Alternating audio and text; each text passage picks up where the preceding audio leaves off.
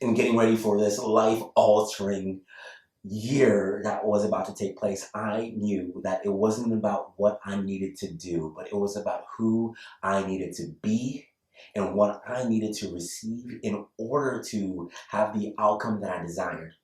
I didn't want to just try to survive this year, but I really wanted to thrive in this year. Because of the nature of my work, I've seen other military spouses. I've seen people just go through life different changes and situations, and stress has been the thing that it'll either make you or it will break you. And I know that with each adversity, there's a seed of equal or greater opportunity and blessings within the stress, within the challenges. And one of the blessings that I chose to be the lens throughout this year is that I get to dad for a year and create an experience that my kids and myself would never, ever forget. So how in the world am I going to balance self-care, take care of me and take care of my business and take care of my family at the same time? And it was only with radical self-care and creating non-negotiables in my life. And when I've learned about self-care and what society talks about self-care, self-care has been this thing that you just do to feel better. But that's not completely what I found to be true with self-care. Self-care is not about feeling better, but self-care is about being better at feeling. And it's through that feeling and tapping into that wisdom of what is really, really going on has turned out to be the guide to lead me through who I need to be and identify what I need to receive. So this year was extremely, extremely messy. When I've taken and learned about self-care, is that oftentimes it's never convenient, but it's always worth it. I remember looking down my list of non-negotiables, and one of those things was to travel, because travel lights me up. But how in the world am I going to travel? Thank goodness for doing the work, because 2 years prior towards this moment, after dropping down deep into my body and feeling what I was feeling after a recent relocation across the country, I realized that I felt limited. I felt limited being a male military spouse. I felt limited just traveling across the country and starting over again. I felt limited in my business. I felt restricted. I felt like there was all these circumstances and situations that was preventing me from being who I needed to be. And it was only in dropping down and feeling those feelings and identifying with what was really going on and asking the right questions and into the inner wisdom that it uncovered the desire to be limitless. Because I knew in my beings that I am limitless, but I was feeling limited. There was like this eruption in my soul that took place as it came up. And I remember dropping in and asking myself, putting my hands over to my heart, and in that moment, my hands became my ears. As I listened to what I feel, seeking what limitless might look like into my life. I couldn't find it on the outside. I only was able to find this on the inside. And I remember asking Fidel, if you were limitless, what would you do? And the first thing that came up was travel.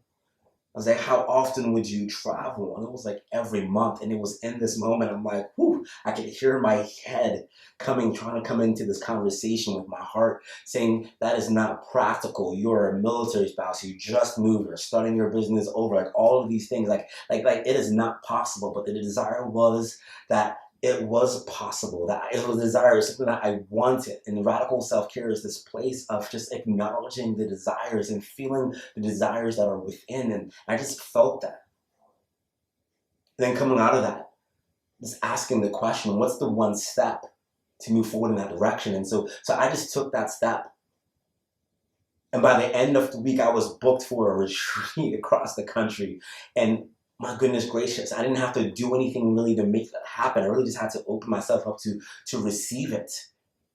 And by the end of the year, looking back, I ended up going on a trip of the month. All the desires in that moment that I dropped into. I wanted to be a motivational speaker. I wanted to do retreats. I wanted to do events. I wanted to do this. I wanted to feel this. I started just naming. And in the naming of those things that I wanted to receive, I started feeling those things, and something got birthed inside. And it was that moment, was a defining moment, even for the year I was going to make it through with my wife being gone. Because at the end of the year, when I look back and I saw that I actually received and did everything that I desired, and my life actually didn't change. I was still a military spouse. I still had the same stressors. Circumstances were still the same in a way. The only difference was I was living out my desire and I was receiving them. And it became this balance of, you can live your life with the life that you have while creating and receiving the life that you desire.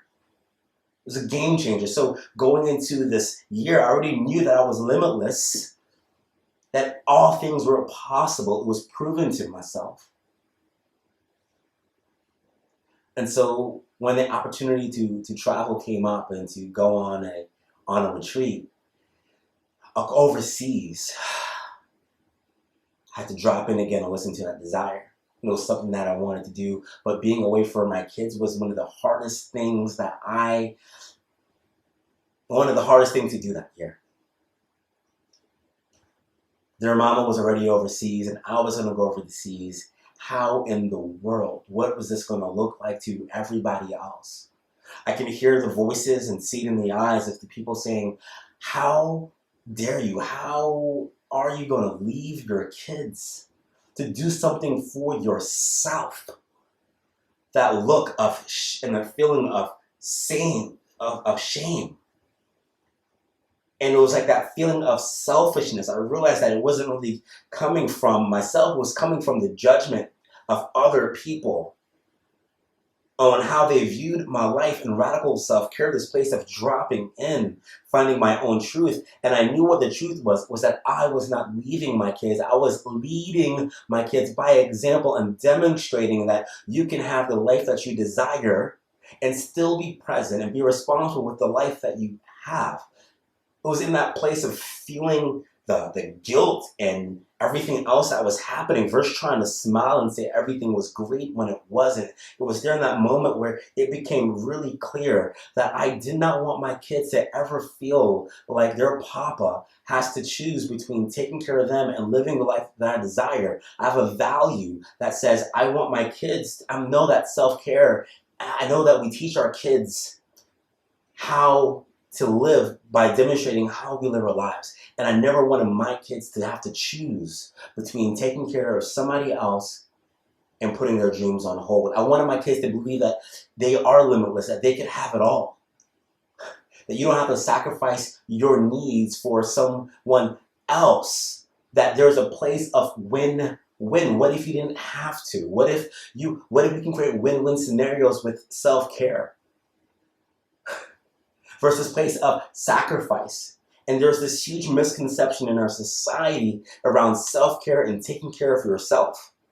And there's this unsaid belief that in order to take care of yourself and do what you need to do, that requires taking something from somebody else. Like somebody else is not getting something, not getting your presence, not getting your resources. You're taking away from somebody else, or somebody else is doing without, or somebody else is being inconvenienced for you to do something for you. And the fact that you're doing that, that's what makes it selfish. And it's like this, how dare you? And it's a huge misconception, when in the reality, we can create win-win scenarios, because demonstrating what this looked like from my family created this conversation where we all got to talk about our needs and our desires and our own goals. And so self-care, our life care, and our family unit really became, and what are your goals and what do you need to receive to be the best you? And here's what I need to receive to be the best me. And we started having these beautiful family conversations, just me and my 4 kids, where we all get to contribute to receiving what we all need to receive to make it happen. There was no sacrifice required when it came towards us coming into this together.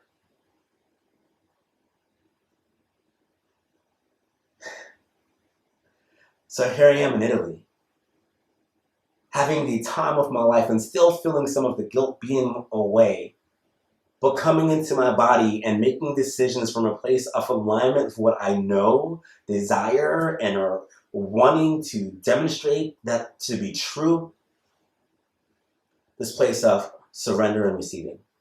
Man, it was radical for me to fly in multiple family members to come in to watch my kids.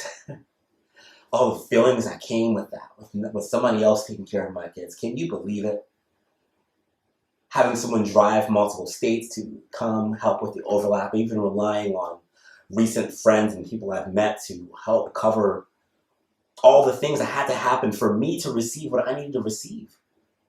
But the beauty in that is that my kids got to receive so much more than I was able to give or to provide for them. I think in our society, we're taught that we have to be all things to our kids, be all things to everyone. And it was in the dropping down and realizing that it is impossible for me to be all things to everyone. Why even try? Why even try to make it through? Why just feel my way through this year and let it be what it is and let it be messy and just show up to whatever that is there.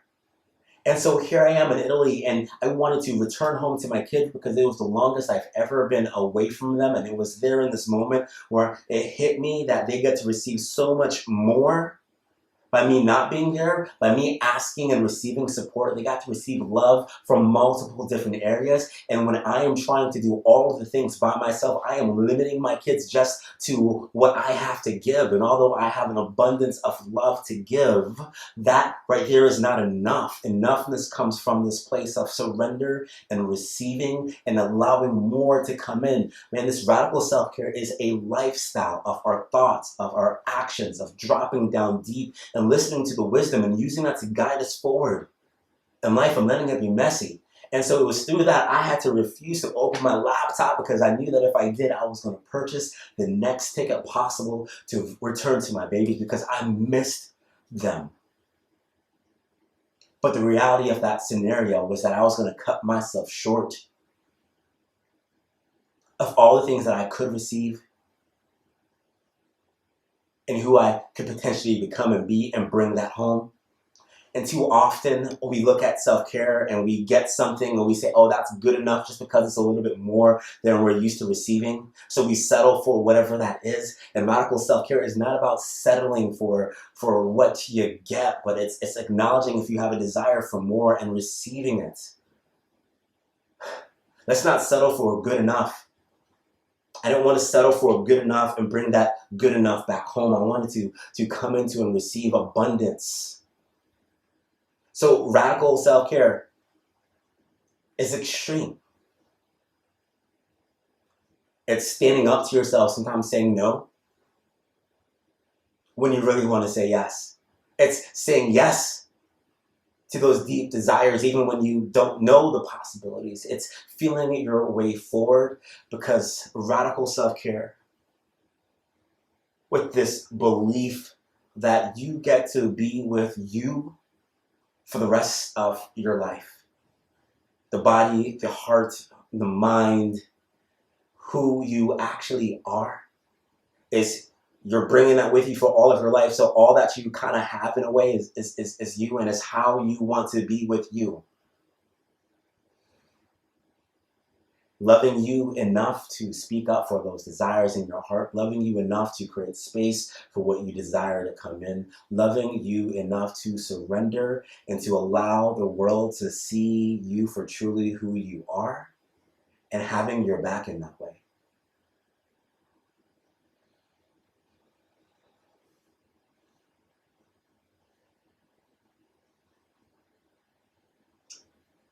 This is a journey of feeling your way forward, a journey of letting it be messy.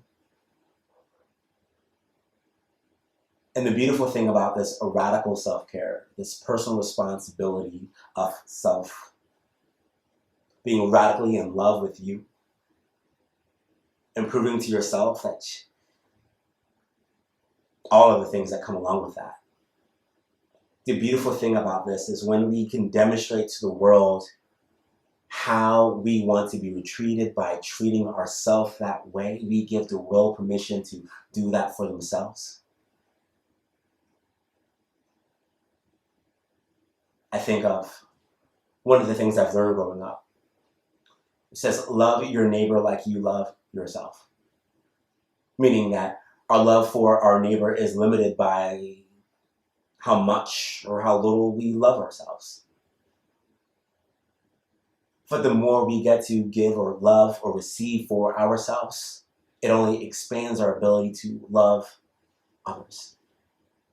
And our love cannot be measured by the things that we do. Our love is really measured by our presence and who we are. My name is Fidel Forde, and I'm a radical self-carist.